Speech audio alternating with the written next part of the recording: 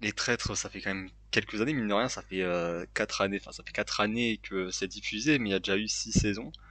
2026, je ne sais pas si on aura une septième, si on compte, enfin, en vrai 6 si on compte la version New Gen, hein, bien sûr. Mais ouais, du coup, ça fait 6 saisons. Et je pense qu'il y a eu assez de loyaux de qualité pour pouvoir produire une vidéo où il y a suffisamment de qualité.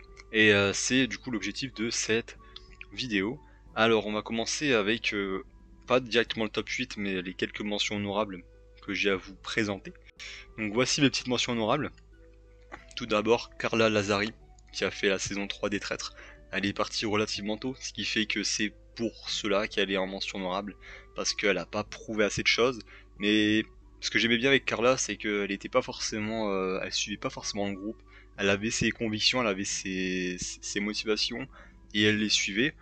Et là où elle était assez forte, c'est que c'est la première personne de sa saison à avoir voté Frédéric Bell, et c'est également elle qui a alerté sur le fait que Sally était potentiellement traître. Donc, grosso modo, Carla, elle a provoqué quand même, elle a mis en danger deux traîtres, ce qui n'est absolument pas rien. Là où elle perd des points, c'est qu'elle s'était acharnée sur Lali, elle était persuadée qu'elle était traître alors qu'au final non. Mais donc là, elle a quand même perdu pas mal de points par rapport à ça, parce que je crois il y a 3 ou 4 conseils qu'elle vote contre elle. Mais sinon, je trouve que franchement, voilà, pour le profil assez jeune, etc., je trouve franchement qu'elle s'en est très bien sortie et qu'elle a joué son propre jeu. Elle est mention honorable, comme j'ai dit, parce qu'il y a eu quelques erreurs et que tout n'était pas parfait, mais quand même, je tiens à la mentionner.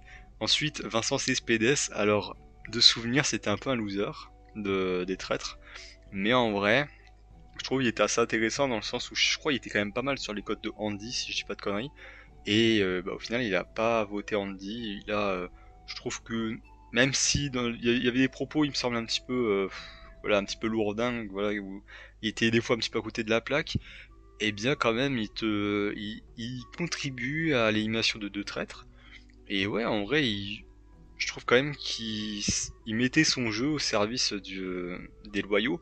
Et d'ailleurs, il s'est pas fait éliminer à un conseil, hein, il s'est fait éliminer par les traîtres. Et c'est d'ailleurs le point commun de Carla, de Vincent et également de Dwagby, qui est Dwagby du coup de la toute dernière saison, qui s'est fait bannir pendant la nuit parce que, eh bien, il était assez menaçant pour les traîtres.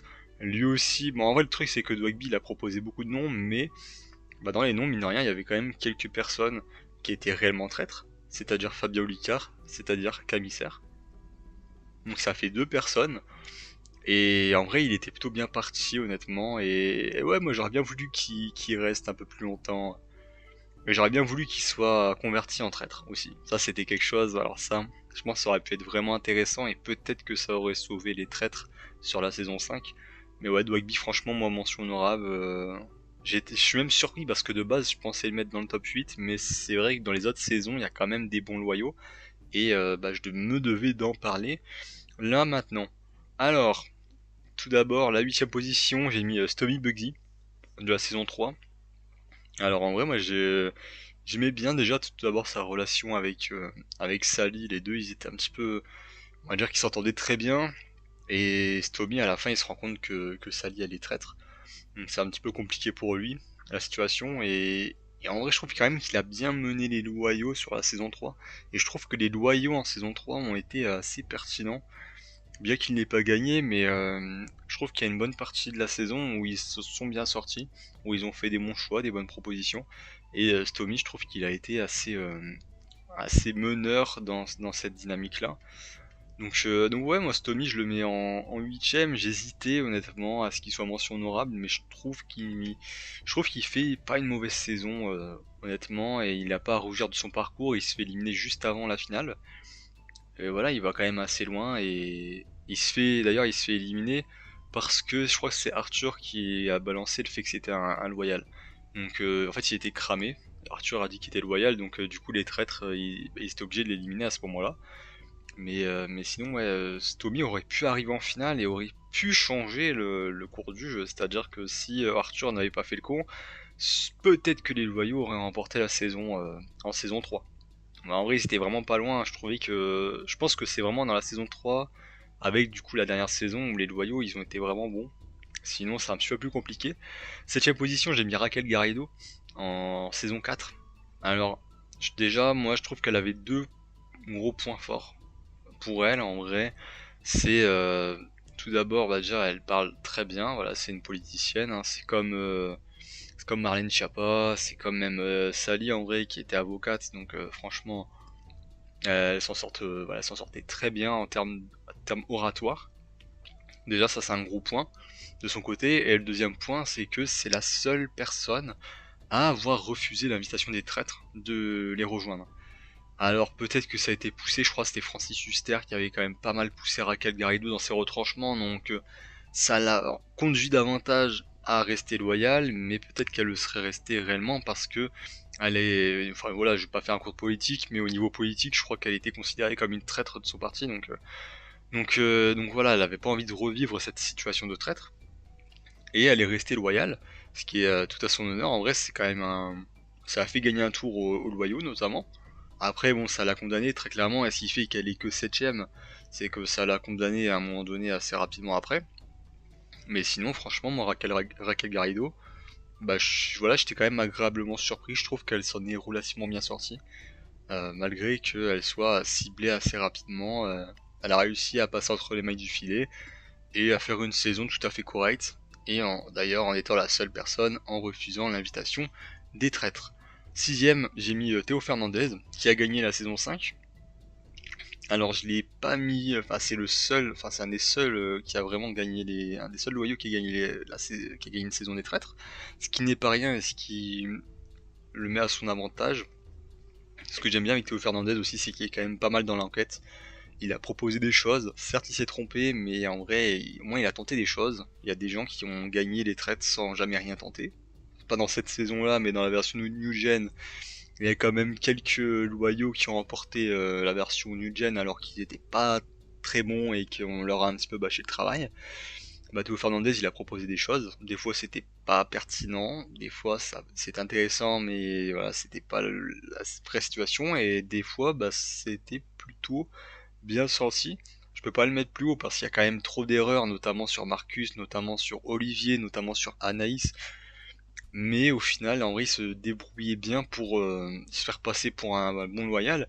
Sûrement que s'il est loyal à côté de lui si les loyales à côté de lui n'avaient pas été aussi fortes, sûrement qu'il n'aurait pas remporté la saison. Ce qui fait qu'il est un petit peu plus bas dans mon classement, mais je trouve quand même que voilà, il a été vraiment pas mauvais. Il a proposé des choses. Il a, il a prouvé que c'était un loyal assez intéressant, et je trouve que c'était un bon profil dans cette saison. Donc là aussi, je trouve qu'il a apporté quelque chose. Donc selon moi, ça mérite une place dans le classement, et le fait qu'il a gagné, ça fait gagner des points bien évidemment. Cinquième position, j'ai mis Anthony Colette de la saison 4. Alors, je crois que c'est avec Raquel Garrido le seul de la saison 4 que je mets, parce que pour le coup, les loyaux de la saison 4, après il y avait Alizé qui était sympa, mais c'est vrai que au début on la voyait pas beaucoup, et c'est surtout sur la fin où on l'a vu. Alors que Anthony Colette, je trouve on l'a pas mal vu, et il avait des bonnes idées. Et il avait même des très bonnes idées d'ailleurs. Je trouve franchement que limite, si les loyaux remportaient la saison 4, c'était franchement en grande partie grâce à lui. Vraiment, je trouve qu'il s'en est bien sorti. Le seul défaut, le seul défaut d'Anthony, c'est que il s'est pas fait assez confiance, il n'y avait pas assez de soutien autour de lui, notamment concernant Sophie Tapi où il soulève des choses pertinentes, il arrive avec des faits. Enfin, voilà, en fait, il propose des choses, et ça c'est pas mal là aussi. J'aime bien les loyaux qui proposent et qui ne se contentent pas de suivre. Il a proposé, et en vrai, il a été assez bon parce que Sophie Tapi, il l'avait démasqué. Donc ça, c'était pas mal. Et sûrement que si il avait trouvé Sophie Tapi quelques jours avant, peut-être que Adil Rami aurait été dans son viseur plus rapidement. Sauf qu'ils ont trop tardé pour éliminer Sophie Tapi, et en vrai, Adil Rami, qui était un petit peu le sous-marin, il s'en est très bien sorti, et a même, enfin Anthony s'est fait éliminer, je crois, juste après Sophie Tapi d'ailleurs, parce que trop menaçant pour les autres loyaux. Mais moi j'ai vraiment bien aimé Anthony Colette, et limite c'est peut-être un de mes loyaux préférés des traîtres, de toutes les saisons des traîtres. Je trouve que c'est un des loyaux que j'ai préféré suivre honnêtement. Alors que j'ai rien, enfin voilà, je connais pas forcément le personnage, et en vrai je le connaissais pas d'avant. Mais franchement j'étais agréablement surpris par sa saison 4. Et j'espère que s'il y a un All-Star, qu'Anthony Collette sera rappelé, parce qu'il a joué à fond. Ça on peut pas lui reprocher. Quatrième place, j'ai décidé de mettre Andy de la saison 2 et qui a également fait la version New Gen. Alors honnêtement Andy, je trouve qu'en saison 2 elle était vraiment forte. En saison 2 je trouve vraiment qu'elle s'en est vachement bien sortie. Après avec du recul, bon c'est un très bon parcours mais il est pas parfait parce qu'elle s'est fait berner par Juju 4. Mais Andy franchement moi elle a... Là aussi, comme avec Anthony, elle arrive avec des idées, des convictions. C'est une joueuse dans l'âme, hein, voilà, elle aime bien tout ce qui est jeu de rôle comme ça. Je crois qu'elle a même écrit des livres, si j'ai pas de conneries. Enfin, il me semble que c'est elle qui avait écrit des livres à l'époque. Donc elle était vraiment à fond par rapport à ça. Et elle a été assez pertinente en proposant des éliminations, notamment celle de Guillaume Play. Je crois qu'elle a été quand même pas mal. Elle a été pas mal bon, je sais pas comment on dit, mais en gros, elle a amené à ce que Guillaume Play se fasse éliminer, il me semble. Charlotte de Turckheim également. Norbert, elle s'en était rendu compte. Et franchement, ouais, Andy, je trouve elle était pas mal. Elle arrivait avec pas mal de bonnes idées. Donc en saison 2, franchement, c'est à l'époque de la saison 2 la meilleure loyale des deux premières saisons, assez largement. Par contre, la version New Gen, en New Gen, en fait, je me suis rendu compte que Andy, bon, certes, sa saison 2 est une très belle partie, mais sa saison New Gen est une mauvaise partie. Et elle était vraiment au chou quasiment tout du long. Elle gagne la saison, quand même, faut le dire. Voilà, elle a gagné la saison, mais parce que d'autres personnes lui ont un petit peu bâché le travail. Et je crois que Enjoy Phoenix, elle la trouve pas. Euh, je pense que Sora, je crois qu'il s'était pris tous les votes dans la tronche. Mais et Daniela aussi, je crois.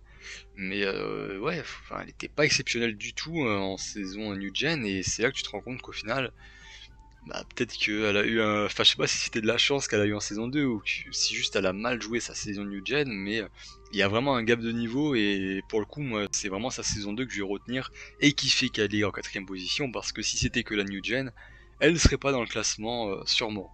Enfin, ouais, non, elle serait pas dans le classement, c'est sûr. Troisième position, j'ai décidé de mettre Marlène Schiappa qui a du coup gagné la saison 5, la dernière saison. Alors Marlène Schiappa, dès le début, elle a une énorme cible dans le dos, mais mine de rien, elle s'en sort très bien. À partir de l'élimination d'Anaïs, bah, elle est safe quasiment tout du long. Et bon, en vrai, ce qui était un peu chiant avec elle, c'est qu'elle ramenait beaucoup trop à la politique. Mais je trouve quand même que elle s'en est bien sortie. Et comme Raquel Garrido, elle a des capacités d'oration qui sont quand même assez intéressantes et qui sont vraiment du bonus pour les loyaux. Ce que j'aime bien aussi avec Marlène Schiappa, c'est qu'elle a pas forcément suivi tout ce que les loyaux disaient à la lettre, hein. Par exemple, au moment de voter Théo Fernandez à la fin, elle dit bah, en fait Théo Fernandez est peut-être pas forcément traître. Et voilà, elle a la lucidité de se remettre en question sur le fait que Théo est pas forcément traître. Donc ça c'est pas mal. Et ouais, dans l'ensemble, je trouve franchement qu'elle a fait une bonne enquête. Qu'elle a été dans les bons coups, plus ou moins. Bon, elle a vécu les deux premiers épisodes vraiment compliqués où elle se faisait cibler quand même pas mal et qu'elle a perdu sa meilleure amie parce que bah, c'était un binôme qui était un peu trop fort au goût des loyaux, enfin au goût des autres joueurs. Mais je trouve qu'elle s'en sort bien et elle a réussi à gagner la saison, donc ce qui est une vraie plus-value. Mais elle est pas dans le top 2. Moi, en deuxième position, j'ai mis Christine Bravo, qui a elle aussi gagné la saison 5 pour le coup. Vraiment une excellente loyale, faut le dire. Maintenant, est-ce que le fait qu'elle soit arrivée au troisième épisode et qu'elle n'a pas été là dès le début, ça ne l'a pas favorisé un petit peu dans le sens où elle s'est rendue compte, enfin, en fait, elle est arrivée avec un point de vue extérieur à un moment donné où les gens étaient déjà à fond dans le jeu et étaient déjà à fleur de peau. Donc elle est arrivée avec un œil nouveau et elle a vraiment apporté cet œil nouveau aux loyaux. Ce qui fait vraiment que Christine Bravo, bah franchement, j'ai envie de lui dire bravo, hein, sans mauvais jeu de mots, mais elle s'en est vachement bien sortie et franchement, elle fait une très bonne saison. Elle garde des gens proches d'elle, que ça soit Raymond Domenech, que ça soit même Marlène Schiappa, ou que ça soit Anne-Elisabeth, qu'elle conserve quasiment jusqu'à la fin. Donc franchement, elle s'en est bien sortie tout du long. Après, oui, elle a surtout profité du fait que les traîtres étaient vraiment pas très bons et qu'elle faisait pas les bons choix. notamment en éliminant des personnes un petit peu osef alors que t'as des grosses têtes comme Christine, comme Marlène, comme Raymond qui aurait dû partir plus tôt. Donc ouais, donc elle a eu de la chance, mais quand même elle a su la saisir. Et si les loyaux ont remporté cette saison, eh bien c'est grandement grâce à Christine. Donc voilà, Christine est la numéro 2, mais elle n'est pas la numéro 1, parce que selon moi le numéro 1, et ça va peut-être surprendre, c'est Darko de la New Gen. Alors bon, ceux qui n'ont pas vu la New Gen, eh bien c'est une saison en vrai qui était vraiment pas mal, je trouve, honnêtement. Même si j'ai spoilé hein, du coup la fin, là, si vous l'avez pas vu, ça vaut vraiment le détour d'aller regarder la version New Gen. Voilà, c'est avec des créateurs de contenu d'internet, donc franchement c'était une bonne saison. Et en fait Darko, ce qui était pas mal, c'est que en fait, alors que Christine, on savait qu'elle était loyale, Darko, en fait, on n'arrive pas à savoir s'il est loyal ou traître. Enfin, les joueurs n'arrivent pas à le savoir parce qu'il est un petit peu. Ouais, en fait, il joue un petit peu de son rôle. C'est un petit peu comme un Dogby. C'est-à-dire il va être un petit peu provocateur. On n'arrive pas à savoir, en fait. Il va essayer de faire des pics à droite à gauche. C'est un jeu assez agressif, en vrai. Donc, on n'arrive pas à savoir s'il est traître ou loyal. Mais le mec, il te trouve Enjoy Phoenix, il te trouve Sora, il te trouve Daniela, qui pourtant Daniela, franchement, c'était vachement bien sorti jusque-là. Il te trouve tout, et le fait, c'est la seule manière, enfin, pourquoi il gagne pas, eh bien, c'est parce que les loyaux ont décidé de voter contre lui à la table ronde finale, parce qu'ils avaient encore un petit peu des doutes, sauf que Darko a très clairement carry, on va dire, la saison, et que sans Darko, sûrement que les loyaux n'auraient pas remporté la version New Gen. Le mec a tout compris. Et ce qui est fort, je pense, avec Darko, c'est que même en traître, il serait vachement intéressant. Donc s'il y a un All-Star, là aussi, j'espère que Darko reviendrait, parce que bah, il a été vachement bon, je trouve. Il a été bon. En vrai, il était un petit peu meneur d'hommes à la fin, même, avec notamment avec Briac, avec le Bouzeux. En vrai, enfin, voilà, je trouve quand même qu'il était assez intéressant tout du long, et le plan idéal de Darko aurait été d'éliminer Andy puis Daniela et ensuite de finir à 3 avec avec Briac et le Bouzeux. Genre, je vais m'y retrouver, hein, voilà. Ça aurait été l'idéal de finir à 3, sauf que Briac et le Bouzeux l'ont un petit peu trahi. Bon, les loyaux ont quand même gagné, mais c'est vrai que ça entache un petit peu le truc, mais quand même, selon moi, si les loyaux de la New Gen ont remporté la saison, c'est en grande partie grâce à Darko qui, honnêtement, a bien joué quasiment de A à Z. À part, voilà, bon, le début en même temps avec Jenny et Valentin qui s'étaient tirés dans les pattes, ça n'a pas aidé, mais malgré tout, je crois qu'en 4 ou 5 conseils, le mec il te trouve 3 traîtres, ce qui est un très bon ratio. Voilà, la vidéo touche à sa fin, j'espère qu'elle vous aura plu. On se retrouve, comme j'ai dit, dans quelques jours pour mon top 8, cette fois-ci des traîtres, des traîtres, voilà, comme son nom l'indique. Un top 8 qui est un top qui est un peu plus restreint, mais au final qui n'a pas été plus simple à réaliser parce que on a eu des très bons traîtres tout au long de l'émission. Mais voilà, je pense que la vidéo va être vachement sympathique pour vous. Voilà, c'était Yabei, on se retrouve du coup très bientôt pour une vidéo des traîtres. C'était Yabei, salut!